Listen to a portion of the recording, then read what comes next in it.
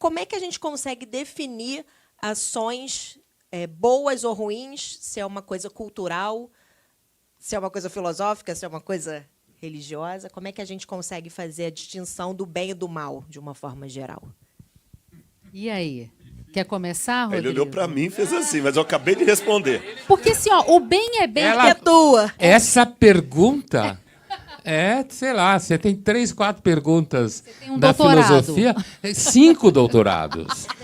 Assim, e se a gente for estritamente fiel à história da filosofia, é impossível responder a sua pergunta, né? Eu posso respondê-la, talvez a partir de certa racionalidade localizada num contexto específico, e daí eu tiraria a consequência de que, então, isso que é bem, uma palavra extremamente complicada de se falar em filosofia, que isso que é bem dentro de uma certa referência histórica, né? De um certo conjunto de crenças prévias que definem, por exemplo, que o bem é material, ou que o bem é metafísico, que o bem é absoluto. Eu posso entender que aquilo que se chama bem por um determinado grupo é aquilo que se entende dentro da racionalidade. Sabe aquela frase, sim, se as vacas tivessem deuses, eles tinham cara de vacas? Né? Então, assim, o bem, portanto, nesse sentido, ele está... Quando eu digo o bem, o mal... Eu, pessoalmente, sempre acho o mal muito mais fácil de ser reconhecido. É isso que eu ia falar, né? O mal é fácil de ser reconhecido. Às vezes, tem certas situações que eu vejo pessoas tendo certas atitudes que eu tenho a impressão que eu estou diante de um milagre. Né? Quando você não percebe nenhum interesse, não tem jogo, porque hoje em dia a mentira é o método. Então é tudo marketing, é tudo propaganda. Ou a gente não sabe o Todo que de mundo fato é marketing ou vendendo. propaganda. É vendendo. Então, quando você não consegue identificar no ato de uma pessoa um interesse que faça com que ela esteja ganhando com alguma coisa, você até tem a impressão que pode estar... Eu tenho a impressão que está acontecendo um milagre ali, né? Então, assim, agora, é claro que você pode ter pessoas que não... Teve um terremotozinho aqui agora. Quem não estava em casa não faz sentiu, mas parte. tremeu o chão. É isso. E ele Então, continuou assim, ateu. Olha, já tentaram tantas vezes. Continua ateu. Isso vai acontecer algumas vezes. Fiquem Já tranquilos, mas nada vai desabar. Tantas vezes. Então, assim, é claro que você tem pessoas agnósticos, né? São aqueles que afirmam que não há... Você usou a palavra gnóstico, né? É aquele que afirma que não há nem provas da existência de Deus, nem provas da não existência de Deus. Do ponto de vista cético, seria a posição mais correta, né? Ou mesmo ateus, que têm atitudes que podem ser atitudes práticas mais próximas do que você esperaria de um cristão, por exemplo. E você pode ter um cristão confesso, oficial, que vai ao templo e que reza, e que cumpre todas as regras, e que é um canalha, certo? Ele pode ser ministro religioso, ele pode ser católico, pode ser judeu, pode ser o que for, né? Então, de fato, a ideia de que ter fé que garante o comportamento moral ou ético, né? Usando aqui como sinônimo, como a gente aprende na faculdade de filosofia, grego e latim, é difícil você fazer essa diferença, né? E você pode ter... É claro que alguém pode dizer assim, não, o regime ateu soviético, né? O regime ateu soviético fez enormes crueldades. Mas é muito interessante porque a fé soviética, apesar da União Soviética ter acabado, ela é extremamente forte até hoje. A fé no socialismo soviético, eu quero dizer. Ela é extremamente forte até hoje. Ela perpassa a maior parte da inteligência pública ocidental, ela está ambientada na maior parte do sistema de educação, das artes, da cultura. Para mim, é uma fé política. Quando você falava de professores ou filósofos que não falam do vídeo da filosofia, da política e tal, eu tenho uma percepção de política extremamente cética, né? Eu não acredito na política. A gente só não consegue viver sem ela, porque ela lida com a dimensão da violência. E, se não tiver sistemas de contenção, essa violência sempre se extravasa. Mas esses sistemas, enquanto eles funcionam, não significa que eles são necessariamente bons. Tem muito filósofo que fala é melhor uma ordem má do que nenhuma ordem. Certo? Porque se não tem nenhuma ordem, acaba ficando pior do que se tiver um regime, um soberano tirânico, ou seja lá o que for. Eu acho que essa afirmação ela pode ter limites também de validade. Então, a tua pergunta, assim, como que a gente pode ter certeza do bem, do ponto de vista filosófico, você tem vários filósofos, por exemplo, Kant, um grande filósofo do século XVIII, né, do esclarecimento alemão, do iluminismo alemão, final do XVIII, ele dizia que duas coisas o encantavam. A lei, que na realidade ele estava falando do Newton, da gravitação dos corpos, ou seja, a ordem do universo que o Newton teria descoberto, e a lei moral interna, a capacidade que o ser humano tem de entender que realizar o bem é racional, porque a vocação do bem é universal. Só é bem aquilo que é bem para todos. O que também é muito complicado. Né? Muitos céticos também duvidam disso. Né? Mas a ideia do Kant não deixa de ser uma ideia bastante poderosa. Quer dizer, claro. A lei moral racional nos deveria levar a entender que eu só posso agir de tal forma que o meu ato venha a ser erguido em norma universal de comportamento. Isso é um imperativo categórico kantiano. E o que eu acho muito engraçado, aproveitando para você responder ainda essa pergunta, Rodrigo, é que se você pegar os filósofos ateus, os grandes nomes, eu já vi você falando isso uma vez, eu vou trazer a sua própria fala, você vai estudar a vida deles, todos eles vinham de pais muito religiosos, por vezes até cristãos, mas que não eram piedosos. Então, mais uma vez, a religião na cabeça desses filósofos, quando eram crianças, era atrelada a uma ideia de que religião não significa piedade, não significa bondade, não significa você estar longe de uma maldade ou de uma raiva que vem dos seus pais. Eu acho que questionar bem e mal, filosoficamente, é complicado, mas talvez religiosamente não seja tanto. Com certeza. Eu só faria um refino histórico, não que todos venham desse berço, e muito menos cristãos. Porque, por exemplo, o Freud é um caso quem caiu, o pai dele era rabino, né? Mas alguns paladinos do ateísmo moderno, eles parece que tinham um problema com o pai mesmo. O próprio Freud, você estuda... Tem um livro de uma...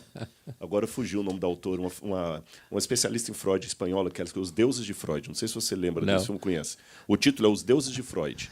Porque o Freud ele tinha, por exemplo, uma coisa interessante que, apesar de ser ateu e inimigo da religião, ele falava sempre uma ilusão. Da ilusão, e ele falava sempre... E interessante que, quando você faz a terapia do próprio Freud, você descobre muita coisa, né? Ele falava da carência do pai universal.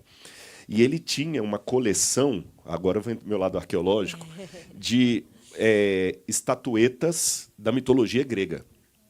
E não podia ser qualquer uma, não. Ele comprava em antiquário. Essa coleção até está no museu hoje lá. Coisas assim maravilhosas. Assim. Ele fazia um ritual para receber aquela estatueta. Tinha um jantar, ele colocava a estatueta, jantava com a estatueta, conversava com ela, dava as boas-vindas. E, em algumas sessões, o Freud ele escolhia alguma estatueta específica e ele fazia a terapia da pessoa acariciando um daqueles ali. Por isso que eu vi. Né? Louco.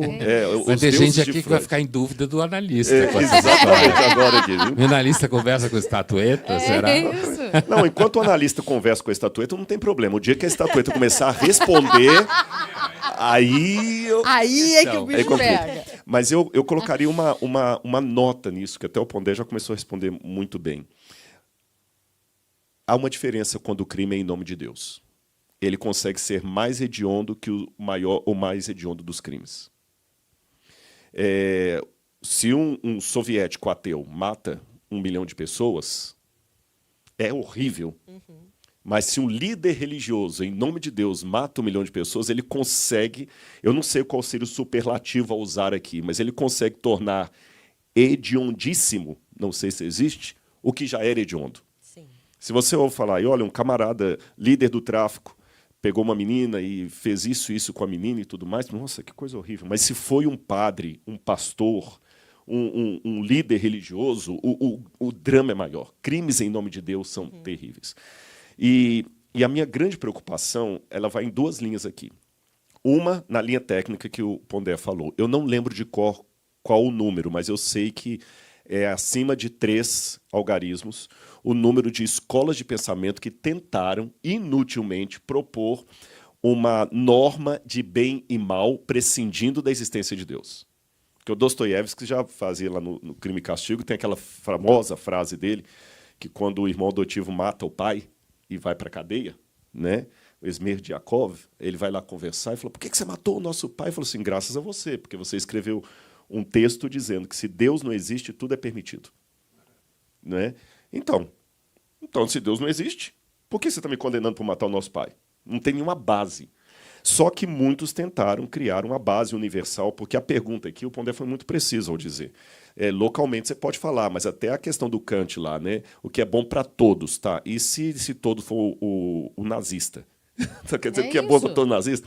Não procede, a conta não fecha. Então você tem vários lá, vários que tentaram colocar uma maneira de falar que algo é bom ou ruim, bem ou mal, acima da cultura, acima do contexto, acima do conveniente. Sem você ter uma ideia de um Deus supremo, realmente você não vai ter resposta, porque tudo vai ser realmente de acordo com a cultura, com o local e tudo mais. Agora, tem um ponto, e aqui é o meu segundo questão, onde é com os autores ateus. Eu acho que eles sempre escrevem um livro pela metade.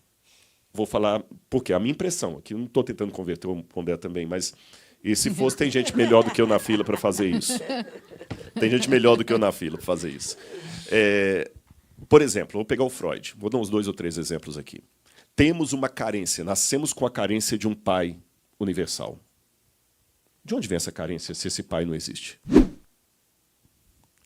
Nós não sabemos definitivamente o que é o bem e o mal, mas nós nascemos instintivamente com a noção de bem e de mal. Camus. O Camus colocou isso bem claro. Não só o Camus, vários outros, Kafka, nós nascemos com a ideia de que existe o bem e o mal. Mesmo que eu não saiba definir ele é o bem, ela é o mal, mesmo que eu não saiba definir quem é quem, mas esse instinto eu nasço com ele. Independente de ser ateu ou religioso. Todos nós nascemos claramente com a ideia do que o mundo é e como ele deveria ser. Ponto. Não, ponto não, vírgula. De onde vem esse sentimento? Então, essa que é a minha dificuldade com o ateísmo. O ateísmo ele explora bem o problema, mas ele põe um ponto onde eu gostaria de uma vírgula. Nós nascemos carentes. De onde vem essa carência?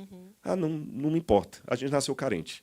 A gente nasceu com essa tendência de saber que é bem... De onde vem esse instinto interno? Aí que o Kant, eu acho que ele foi até um ponto, mas onde eu esperava uma vírgula, houve um ponto. Então, eu acho que tem algo mais. Aí que eu vou me valer daquela ideia. Eu até faço uma comparação tosca. Não pense em algo bem elaborado, não. Que até esquece que eu fui seu aluno. Tartaruguinhas do mar, quando elas eclodem no Projeto Tamar ali no ovo, elas já saem procurando a água. A abelha, dentro da colmeia, ela instintivamente já nasce, quando ela voa, sai procurando néctar. Então, a tartaruga tem um instinto dentro dela que é para buscar a água. A abelha tem um instinto dentro dela que é para buscar o néctar, fora do mundo dela. Agora, imagine que alguém convencesse as abelhas que não existe néctar. Como é que é produzir o mel?